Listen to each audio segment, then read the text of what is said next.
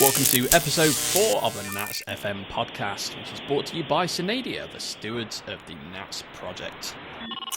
Last episode, David and I talked a lot about, service chaining and microservices evolving from the monolith to the modular monolith to microservices. And this week, we're going to dig a little deeper into service mesh and service chaining. And we're going to clarify a couple things after some fun discussion post-show last week to sort of unpack a lot of the service mesh history within the networking space that David came from. And we're going to contrast that with sort of service mesh in the application space, like Istio and Linkerd and that kind of thing, and see how that all fits together with Nats. So welcome Sounds back, like David. How's it going? I'm great, other than a croaky voice, and I feel like I've been beat up this week, but, kids don't have them if you like your health. Yeah. We'll leave that there. That's right. Yeah, I'm good. How are you? I'm doing great. Yeah. Kids, but overall doing well. Yeah. I said this to somebody else earlier on this week. If you think you like kids, just make sure you're willing to give up some of your health first. It's like out of Star Wars when you give up your life force, because I can guarantee you're going to get drained. And nobody ever said, by the way, you're probably going to get killed by a kid at some point. So enjoy that. Anyway, back to the topic at hand. Cool. So after we recorded episode 3, I realized that I probably made a terrible mistake in not explaining very well I guess my biased view to function chaining and service function chaining, and how it is not like anything at all in the service mesh space. So in networking, we do silly things. So I've spent a long time in networks, and I don't mean buying a switch from I don't know what whatever the local Fry's, or in the UK it would be PC World or Currys, where you get a switch and just bang some cables in and call it the wrong thing, like a router or router.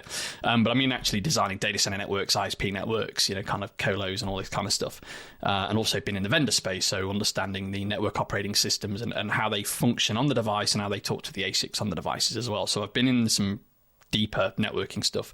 And the problem is I took for granted that what you do at the networking layer when we talk about, say, service meshes is completely different to a service mesh at the application level. So we could talk about layer 7, which is obviously around the data. It's the actual job of the developer to wire up the layer 7 parts of the application. It's the application part of the stack. And in networking, you promptly spend your time around layer 1. Is a circuit up? Is a wavelength operational? Is a laser up? Great. Layer 2 is like the kind of MAC layer. So this is like the broadcast layer. Ethernet is an ATM would be good examples of that, which I don't think anybody sees ATM anymore, but whatever.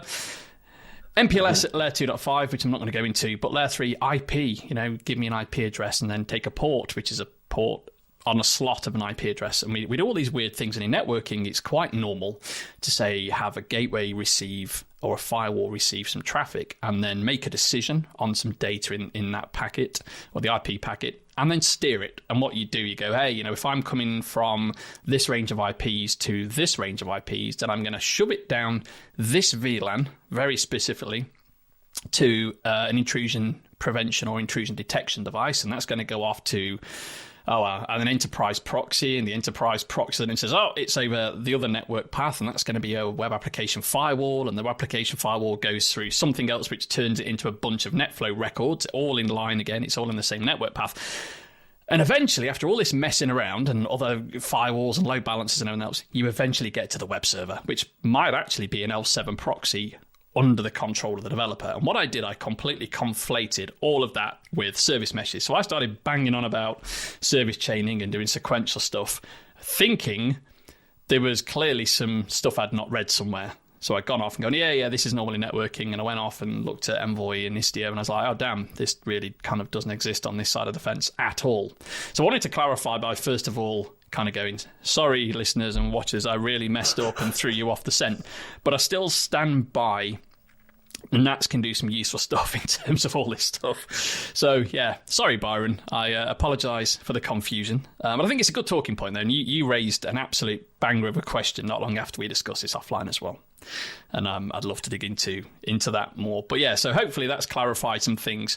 And in the service mesh space, if you're a web developer and you're using these things, I think it pretty much starts and stops at thing gets request, and then it's punted to a bunch of listeners that does something with it, and it responds, and you get circuit breaking and observability out of that. And it's a lightweight wrapper over what would be, a set of controls like load balancing, very simple firewall stuff, and tracing ultimately.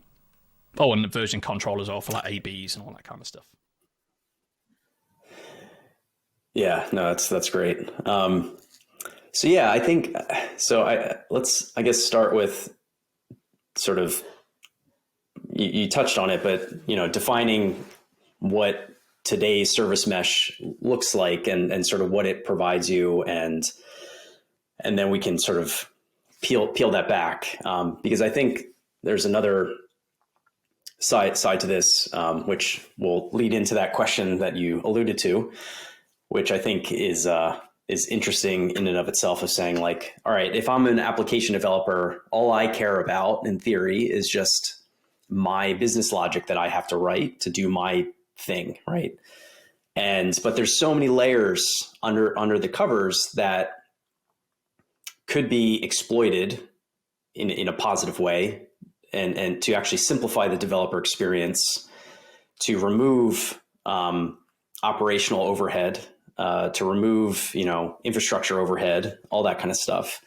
And yet, when I think about, and this is my opinion, but when I think about service mesh today, and this idea that you start as an application developer, you have your container, you have your little HTTP web server baked in. Let's just go with an HTTP web app for the time being. And I have my container, and I throw it up into, let's use Kubernetes as my deployment target for right now, since that is very prolific in the service mesh space. And I have a deployment, a Kubernetes deployment. I have my pod. I can replicate that. I have, let's say, 3 replicas of my pod, of my container. And I'm like, okay, great. I have that thing. And what does service mesh kind of give me at the end of the day? And, all of the different offerings today have little subtle nuances and differences and things like that. But it brings MTLS, TLS rotation, certificate rotation. It can bring, and as far as I know, I've been tracking the service mesh space for some time, and I know like that is generally the thing that most people want out of the box to work. And I think if I'm not mistaken, Linkerd did a fantastic job making that just seamless out of the box. So that was good. But then it's like, okay, so that's a thing. You want to be able to have different components, different services talk to one another. So you want to have really good security. So you want to be able to have TLS cert rotation, things like that. But then you're thinking, okay, I have my pod, I have my container. All of these service meshes basically inject an additional container on the side. This is where the magic happens, right? So as a developer, I can say, I am talking over localhost. I'm talking over, different ports or something like that differentiate, the services that I actually have to interact with. Or maybe I can, say, send this request by some name, and then this sidecar container, which is generally Envoy for Istio. Linkerd has its own sidecar implementation, as far as I know, and it does all this translation. So it says, okay, you're talking over, to this service name. I have to look up in, a service catalog of some kind, and then I'm going to distribute that request on your behalf, basically to that particular pod that might be living in your cluster. And so as a developer, that's convenient because I don't care. All of that is sort of hidden from me. But as an operator, as a person who's maintaining the infrastructure, the people that actually are paying the bills to, run extra compute or require more compute and resources to host all of these sort of injected things, that's where it gets a little interesting, I think, especially at from a complexity standpoint and, scale and cost standpoint over time. So I'll pause there because I like you can sometimes ramble on into the abyss. So what are your general feelings? So I know you said, you've reflected on this, you did a little bit of homework and looked at these things and you're like, this isn't at all like, service mesh is like TLS cert rotation, sidecar injection, automatic service discovery, a little bit of tracing, black box tracing essentially. And that's really sort of the extent of it.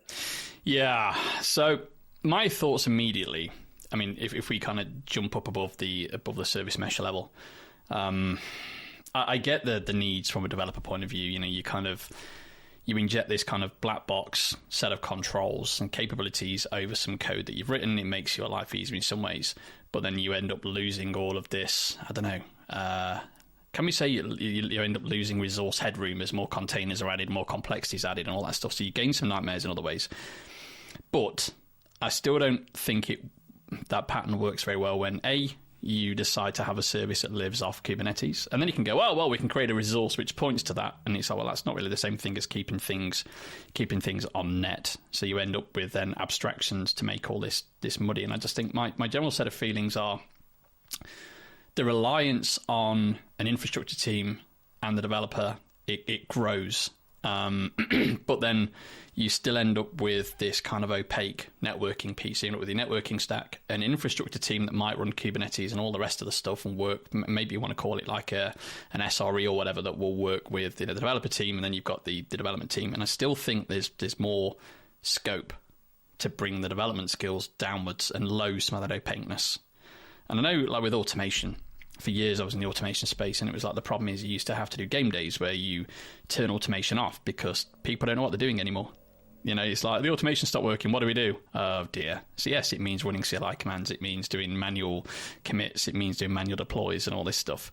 But I think we're in the same space when it comes to infrastructure, which is why I see this like burning rush for people to like pick up Fly.io. Platforms that make life easy. You deploy your code, you don't worry about it, but underneath somebody's still doing the infrastructure stuff. And I think the more complex say an application grows, whether it's just time-based features grow and all that stuff, I don't think we should be making things, the TLDR, in my opinion, we should be making things simpler, not more complex. I don't think it's always the case, is it, where you want things to be more powerful, so you add more complexity. But what if we could take complexity away and gain power and then gain visibility at all layers? And remove that bottom layer of crud and move it to the, you have a blob at the side, which brings in your, it's a landing zone for connection. This is what I was talking about in episode 3. And then that thing then, once it's on net, it kind of looks after itself. And that's the thing I think that's what drew me to Nats in the first place, was this ability to get rid of so much of the underlying crud and crap, is where my thoughts are. I don't know if that's kind of the answer you're looking for, but that's kind of where I am. No, it goes into another question, which is like, why is all that complexity needed? Why did service mesh even rise?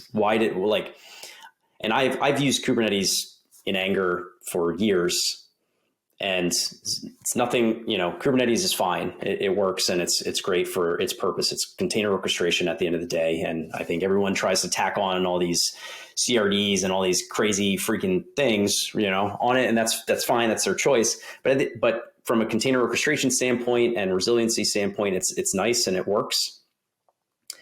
But again, service mesh really solves the problem of, in my opinion, and people can maybe disagree, but when you build a distributed system, microservices, whatever you want to call it, that these things have to talk to one another, you want to have some kind of visibility. There's that observability side of the coin with service mesh attempts to sort of provide a baseline support for.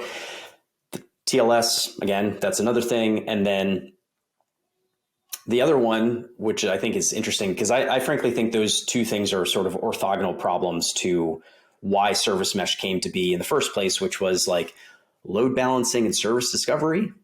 as two things, where we're going to like abstract away, your local container from the rest of this distributed system. We're going to treat it as if everything else is local. And this little container is going to do all the heavy lifting of routing and service discovery and all this kind of stuff on your behalf. And it's like, well, why is that even needed in the first place? And it's a leading question, of course, because we talked about in the last episode of the fact that HTTP and gRPC based systems, when you have a bunch of services talking to one another, there is no inherent load balancing that is built in. There is no inherent, end-to-end communication. It's all point to point. So, but in a real distributed system where you need high availability and things, you need, at the end of the day, load balancing and at least like multiple replicas to either distribute load or just be highly available in the case of rolling restarts, even version upgrades in the happy path, or, you have a bug in your code and your container crashes. Yeah. Going back to the question of why as well. Yep. If I was writing, say, a service that lived in a mesh, and let's say, for an instance, and we didn't have the circuit breaker capabilities, connection handling and pooling, we wanted to do splits, 10% of traffic goes to the new service and 90% goes to a pool of old services. If we didn't have that out of the mesh today, what would it look like? Well, it would look like we have a request handler, which then shoves it to a pool of resources. And that's it. So we basically got load balancing with a little bit of network overlay. So you think, okay, so what if we didn't need that network mesh and you strip that back as well? So we don't need a network overlay. We've just got some host-based services. And then we have now a HTTP load balancer would accept an initial connection and it would then talk to a traditional service. That's where we were 20 years ago with basic load balancers, like the Arrow, which Cisco bought, I think, which became CSS, and then the F5 stuff. That's exactly what it was. So you think, well, do we need this stuff first and foremost? It's like, Kubernetes, it makes sense, but anything else, it kind of probably doesn't. But I don't want as a developer to have to write that code that says, right, I'll accept, or I'm going to find a way to talk to the load balancer to tell it what version I am, or write code on the load balancer, or expose an API endpoint to do some of this stuff. So I think it solves operational problems. It moves some of the burdens away from developers, but at the same time, I think it makes the operational requirements of the software, it makes them more opaque. So as a developer, you begin to lose insight as to how your application runs, because the logic and the know-how is split between the code you write and the whatever, words will not come to me today, Byron. I'm struggling. Definition languages. Yeah, exactly. Yeah. The piles of YAML and, whatever, JSON in files. All the DSLs. There we go. All the specific DSLs of the various layers then that come into play. So it's like, well, I'd rather as a developer be in control of it, but I don't necessarily want to have to write loads of boilerplate code to fit into an environment. And I think that's another lovely hook into NATS, which I'll get back to on that one. But I think where it all begins to fall apart for me really is when we go multi-platform. And I'm not talking about, well, I'm running on AWS and Azure and Oracle. I'm on about, what if I've got some, VMware stuff going on? What if I've got some Hyper-V? Is it even Hyper-V anymore? It's been a long time since I looked at the Microsoft stuff. I have no idea. Sorry. And what if then I've got some on Kubernetes and I've got some on some horrendous Linux machines just in a data center. I've got like a mainframe somewhere. You can't, So the solution then becomes, well, what do I do? Do I have all these resources on and is it Kubernetes centric at that point? And is everything else a satellite? Or is the Kubernetes bit a satellite? And I think I think it's the traditional push-pull of the kind of vendor activities. I think if you're a Kubernetes shop, you're a web shop, keep things simple, maybe it works. And then the second that you grow out of the bounds of that complexity, so you take a telco environment, it is definitely not Kubernetes-centric. It's packet-centric and Ethernet frame-centric. It just so happens that applications around the edge can be run on Kubernetes, and even at the control plane level. But I think this is where I began to get a little bit confusing on the last episode, because I started thinking about this whole chaining thing.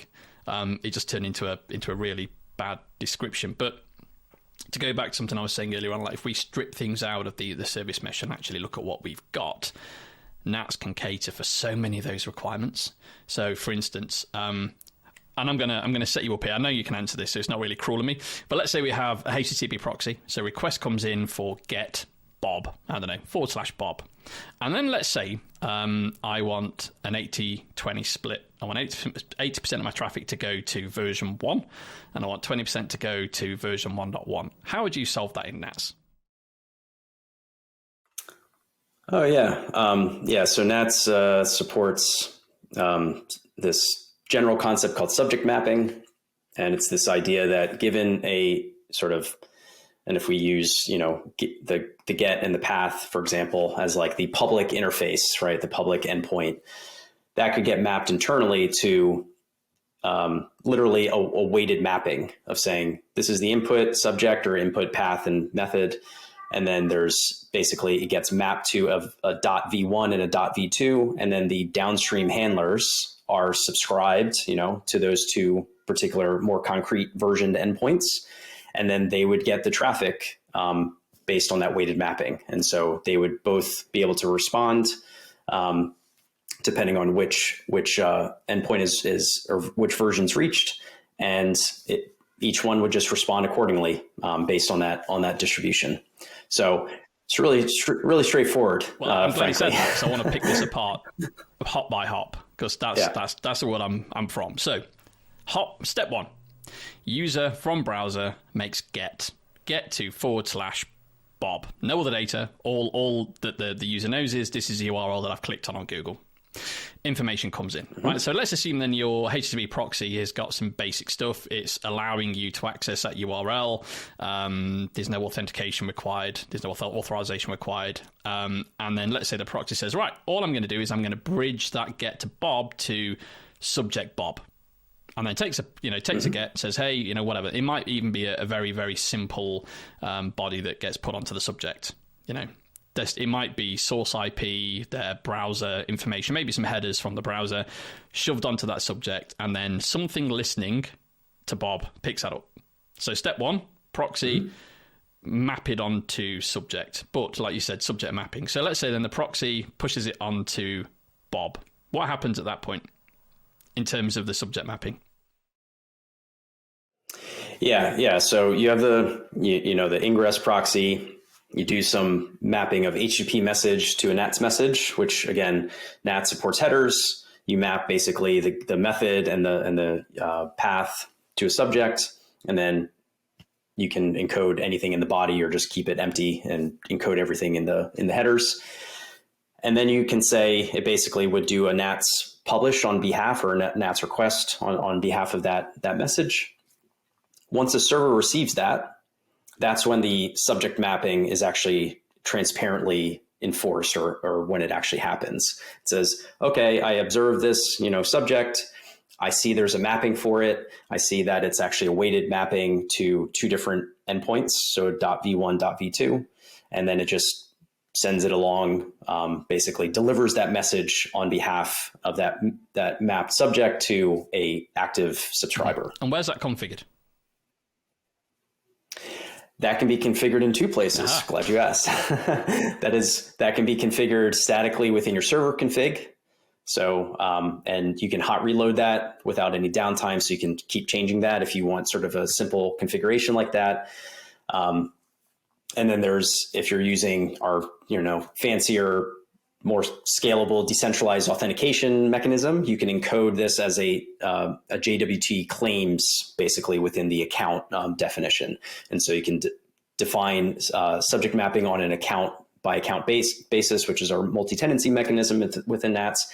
So you can have basically different subject mappings depending on at the account level, depending on what you need to. So from a design point of view, we could say the analog to an account is basically the application, and then a user within in the decentralized auth model is basically the connection. Yeah. We can do auth N and auth R at the user, i.e. connection, and then the application then becomes the account, and we can put that information into a JOT or JWT onto the account, and then you can push that up, and then it immediately takes effect. Or to your earlier point, you can put it in the server config and do a hot reload.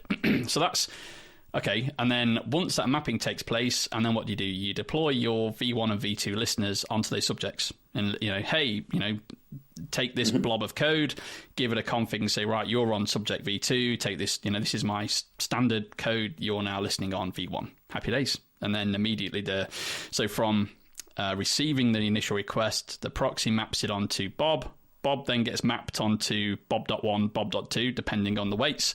The listeners on Bob1 and Bob2 will do something with that and respond back to the proxy ultimately. And then the only gap then to figure out is how does a proxy know to listen to Bob1 or Bob2? Or is it mapped back to Bob?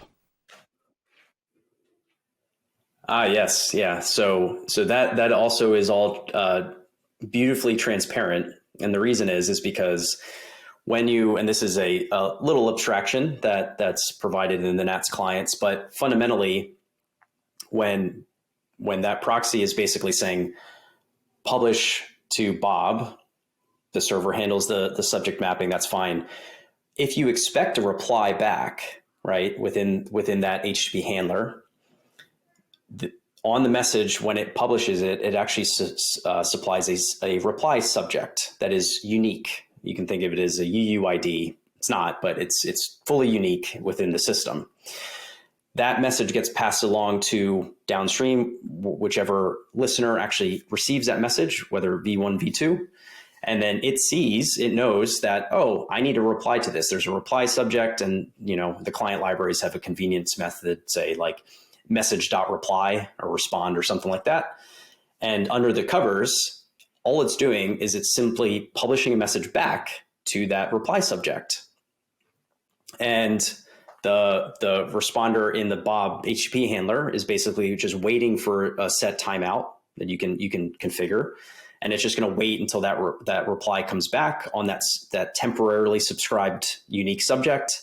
Once it receives it, then it can say, now I have to convert it back to an HTTP response. It does that little minimal conversion, because again, you still get your headers and body and all that kind of stuff. It's very straightforward to convert that. And then it sends it right back to the client. Okay, so point one, we've just completely killed A/B testing or kind of load sharing for versions. And then load balancing. So this question comes up all the time. If we go to a conference or to a meetup, the amount of questions that come in around traditional load balancing. So traditional connection-based load balancing for NATs. And we kind of scratch our heads a bit and go, what?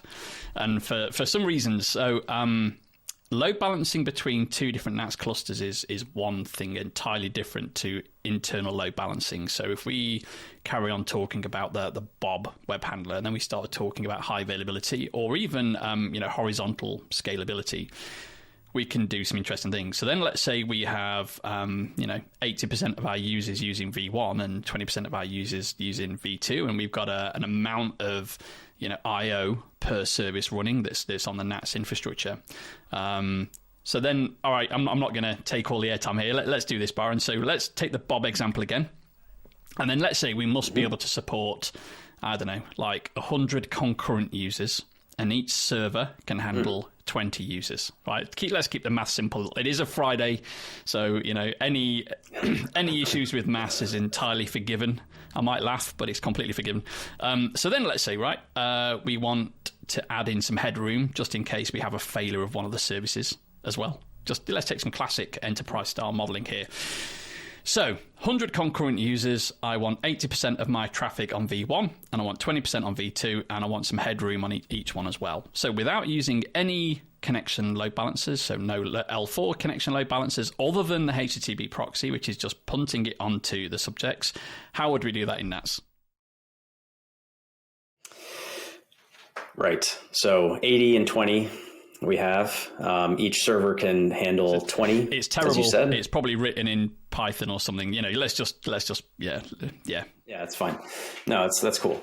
Just getting the math. So we have four of the 80%, right? So 20. Yep, my math is right there. And then you have one at a minimum for the 20% case. We want a little headroom, so let's add an additional server to that, additional responder, and sorry, not server, responder.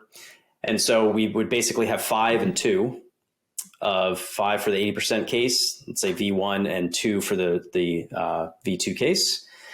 And if you were to use, let's say, Kubernetes for this, which is perfectly fine because it does make it easy to spin up multiple instances, multiple replicas. You could say, I have a deployment of my V1 service. I specify 5 replicas, and We can get into, distribution and affinity and all that kind of stuff, but we won't get there right now. But it's as simple as saying I have a queue group. Okay, so queue subscription, which we didn't touch on that term before, but this is the mechanism to basically do a distributed load balance.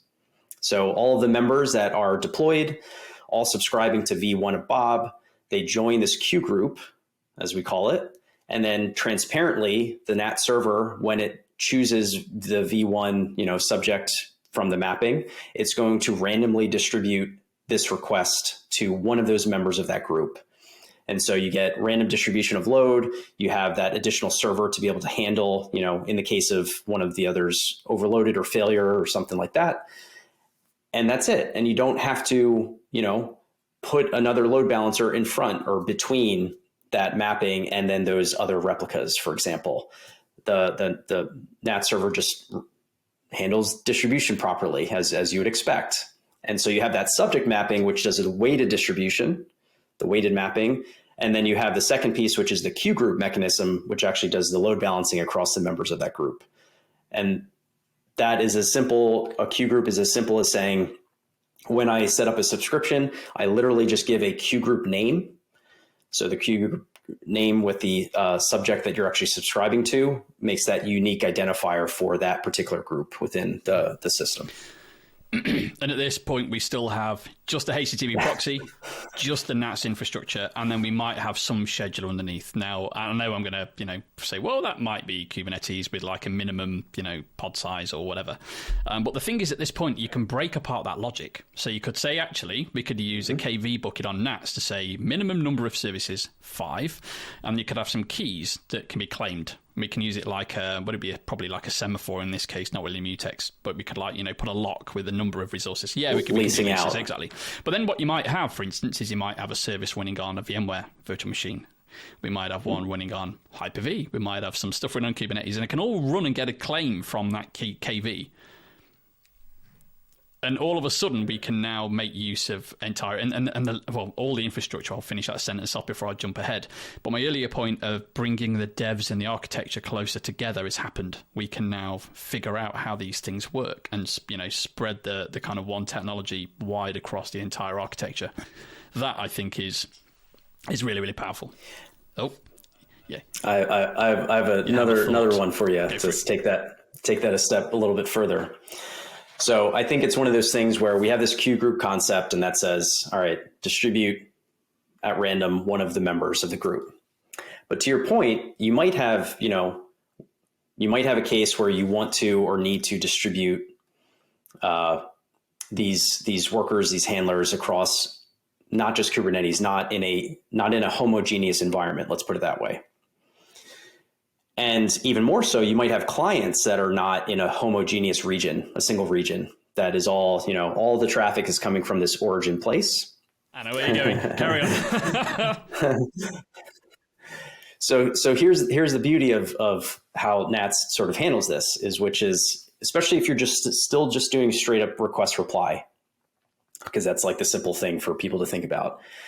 You can have wherever this, ingress point is, you're going to have the local responders that are present there. You might have a queue group, that's fine, randomly distribute. You might have a different region. You might have a different location that a client request is coming in from. You still have an HTTP proxy translation. You could spin up, those are stateless, right? They're just, they're handling it. They have a connection to the NAT system overall, which could be distributed across regions, doesn't matter. Wherever that ingress point is, NATS is going to transparently send it. If it's on a region by region basis, it's going to transparently send it to the closest responders, wherever that ingress point is. And the semantics of the request reply behavior is that even if there's multiple responders, because this is still a broadcast, right? It's still a publish to any downstream interested clients. If it is a queue group, it's only going to select one, but there could be a bunch of queue groups that are all actually subscribed to the same subject. Now, the brilliance of this is that you basically say, hey, broadcast it out, this request. Whoever is the fastest responder on that subject that's the one that's actually going to come back and get responded to the client. So even if you have a whole, like multiple queue groups spread across different regions, different places, different infrastructure, doesn't matter, whichever one is able to respond the fastest, that's the one that's ultimately going to be returned to the client. So you not only get this queue group load balancing effect, you also get this sort of like geographically or cross infrastructure distribution mechanism, and you still get that benefit of saying, just give me back a reply. I don't care where it came from.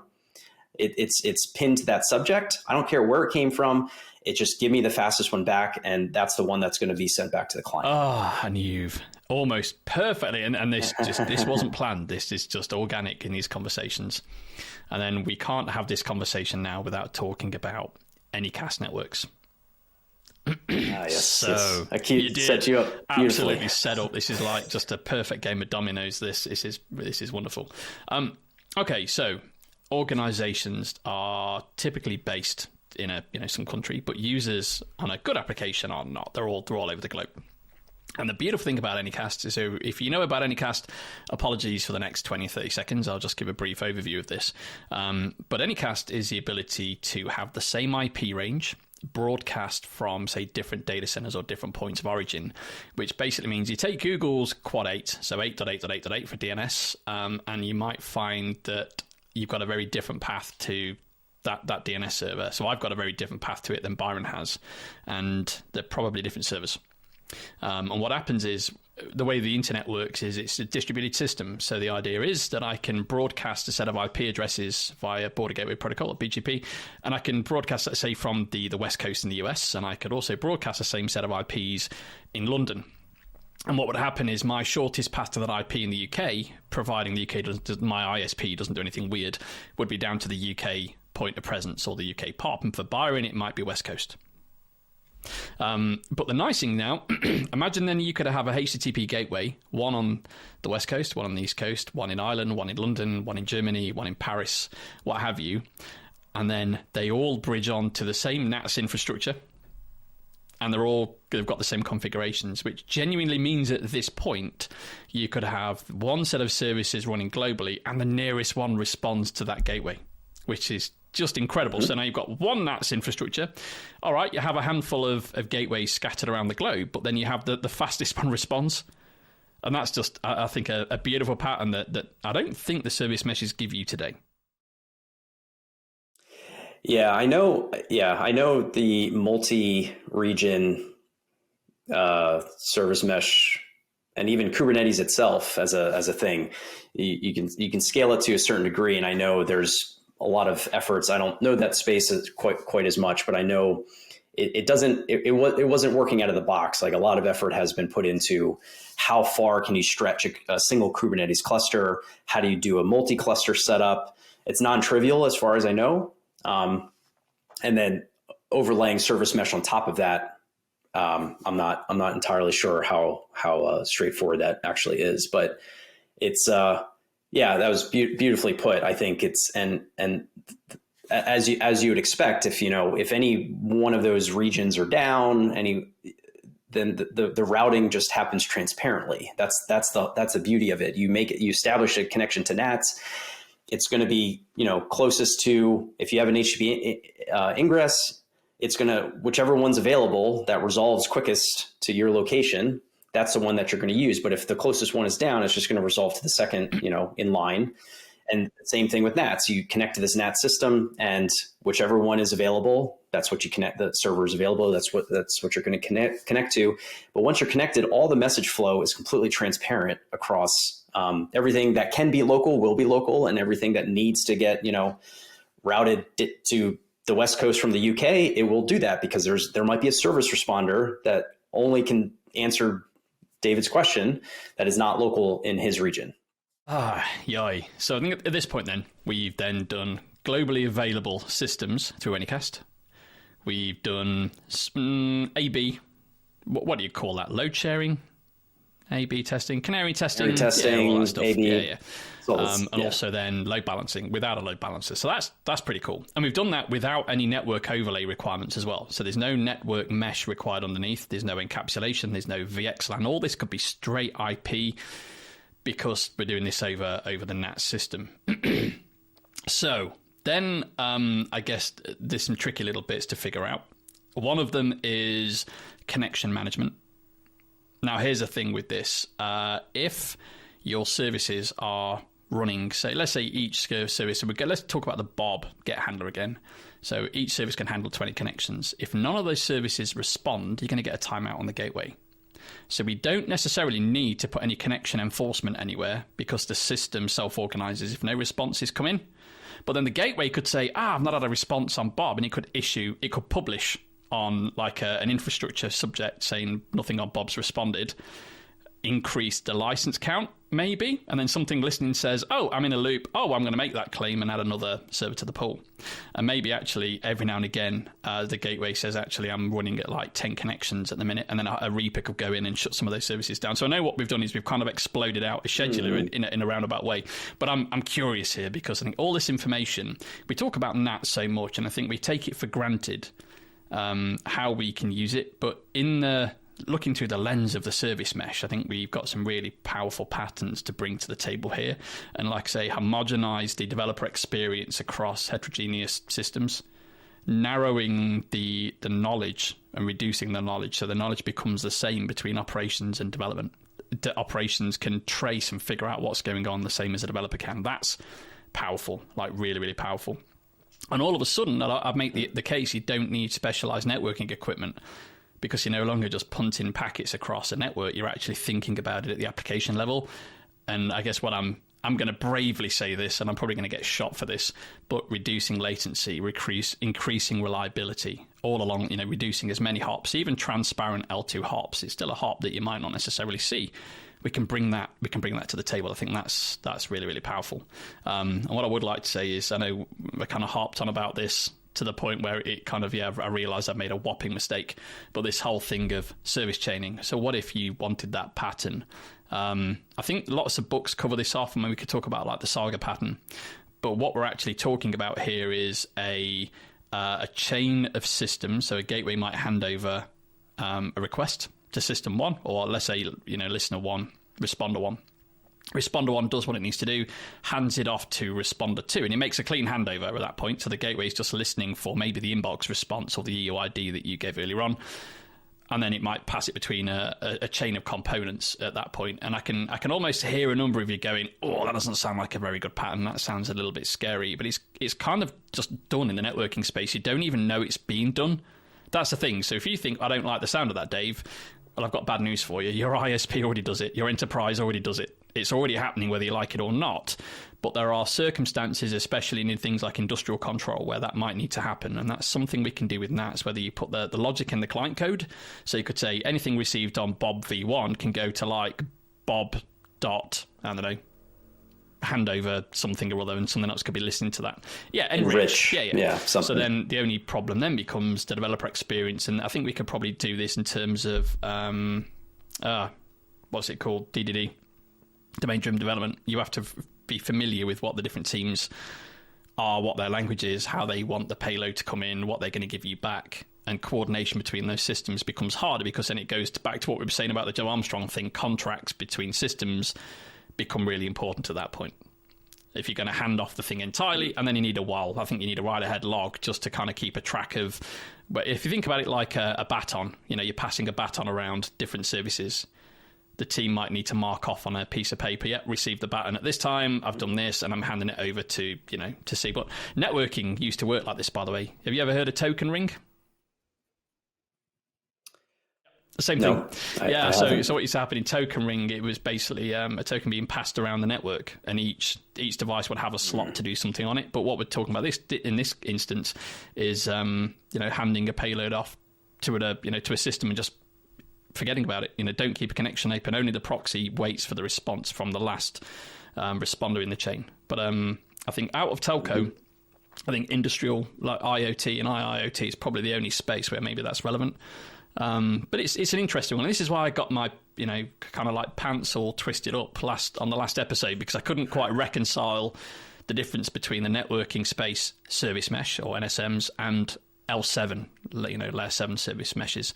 And I think I've kind of, thankfully, I think I've come full circle on this now. I've kind of done some homework, come back and put my, hand on my head more than a few times. No, you educated me as well, because it's one of those things that the industry always does this. We use words that mean, this is why bounded contexts are important. There's different contextual boundaries of words being used. And this was terminology that, just like data plane and control plane, is another, we're not going to get into that, but that's another area where, in different contexts, we reuse different words, and it can be confusing. But this was brilliant. I think it was enlightening, sort of understanding that perspective. And, there's different things happening all the way. We, like, developers think about the L7 stack, HTTP, NATS applications. But it's like, there's stuff that goes on under the hood that we're just abstracted away from, but it doesn't mean you can't program it. It doesn't mean that things aren't happening, or you could maybe model some of these things intentionally. And that was sort of your point with how you can model that with NATS. And even just as a random other thing that might be in people's purview that is intriguing, that I feel like is a little bit related, which is like eBPF of thinking, let's provide a developer API basically to program, the layer within the kernel to be able to do things on certain system events that happen, whether it is a network packet coming in or some other type of thing. And it's like, nobody ever thought about that before. Number one, because it was hard to program, and work has been done to make that easier. But it's like, that's lower. That's before, either before or after your application, your HTTP handler, your NATS application receives that message, receives the thing, the payload, and that's all happening under the hood. And it's like, can you program that? But with that, we can sort of do that as well, because of the way that subjects work and subject hierarchy and the subject mapping support that we offer. We can program that and have that same sort of service chaining experience using just straight NATS, which I think was ultimately your point that you're trying to make. And the whole eBPF thing, that's potentially another podcast. But yeah, we can, even if you're going to do eBPF things, there's no reason you couldn't bury that behind, a NATS control and command and control, set of subjects to run that thing. There's so many things we could talk about, but yeah, hopefully I've vindicated myself. Vindicated, is that the right word? Validated, vindicated. Maybe apply some forgiveness to my confusion on episode 3. But I think also I'm just a little bit in love still with how we can solve a lot of these things in a way more simple way with NATS than adding more and more complexity and losing grip and visibility and control by just piling on the technology to solve problems that I think have just been conflated by, positioning them in a nutshell. Maybe I'm wrong. I don't know. Hopefully I'm not. But yeah, I think NATS has got a lot of potential in this space, especially. And you might not have ever thought about NATS like that, but there we go. With a simple HTTP proxy, you could do away with a lot of other technology. Anyway, I'm going to ask a really dangerous question now. And I'm just going to see you run away from the green screen. What do we have today for anybody listening that was like, hey, I want to do that? Do we have an HTTP proxy today we can just grab off the shelf and run with?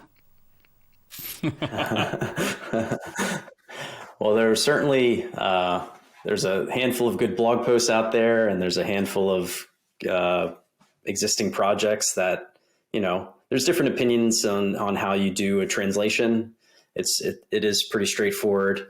I may have been working on something, just to throw that out there, but yeah, that might be something coming in the future as well. That's fully baked, fully supported. Even with the benefit of server sent events and things like that. Nice. So it's not just request reply. You can do, if we can do any kind of streaming, that's right up Nat's alley. So we can bake that in as well. So yeah, if people are curious about this, have questions or curiosity about, that would really be useful in my environment or something, yeah, definitely let us know. I know, for example, there's a lot of integrations that people have to that you might need to make where, you know, you're constrained by the fact that there's only an HTTP client, you know, interface, right? You could be integrating with an existing thing. And it's like, as long as you can configure this declaratively to make an HTTP call for an integration, then I'm good. And that is a perfect use case, like a webhook, for example. That's a perfect example of saying, if I just had this little proxy that can convert it into a NATS message, and then I can still do all NATS on the back end, that's a really nice thin layer that we can add to make that all possible. So yeah, definitely hit us up and let us know if you have use cases around this. Interesting. I think we'll add the WebSockets or WebSocket interfaces there. So we have that. And also, if you're a JavaScript junkie, then we also have the JS library as well. So you can extend it out to the browser. Just interestingly, if you don't want to do the HTTP proxy stuff, but there you go. Maybe that's one of the asks, you know, if you're listening to this thinking, hey, this sounds like a really good idea, a really good thing to be doing, reach out to us, say hello, show us your interest, and let's see what we can do. Now, this has been cool. And I think that probably brings us to the end of episode 4. Damn. My mind's a lot more rested now. I don't feel like I'm spinning and waiting to kind of go through this from the last episode. So there we go. Maybe we can put this one to bed for now. Who knows? Awesome stuff. Cool. Well, as always, it's been a pleasure. Likewise. Do you want to do the outro or shall I do it? Oh, your voice is just so much nicer than mine. What do you want? Okay. All right, folks. Well, hey, if you like this episode, please give us a like, subscribe, reach out to us on Slack, tell us what you want to hear. Thanks again for listening to this, and we'll catch you next time.